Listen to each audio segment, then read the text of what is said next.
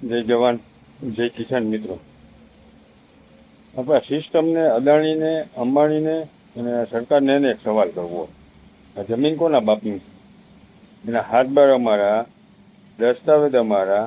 આટલા વર્ષથી અમે એની સાર સંભાળ અમે કરી, લેવલ કરી, પાઇપલાઇન નાખ્યું, કૃષિ અમે મળ્યા, અને એમાં થાંભલા કોણ ઘાલે?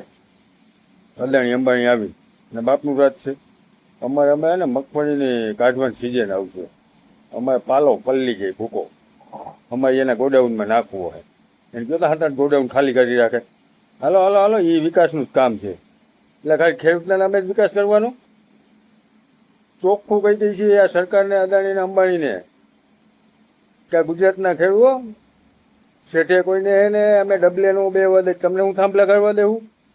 ઠે ચડી જવાના છે. આ સરકારને પણ કહી છે એની ચાપલુસી બંધ કરો. હવે ખેડૂત ભેગા આવો.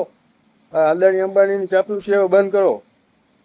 તો કોઈને મૂકવાના થતા નથી. ગુજરાતના ખેડૂત મોડો દઈ દેવાના છે અને ઠેઠ લગી અડી જવું.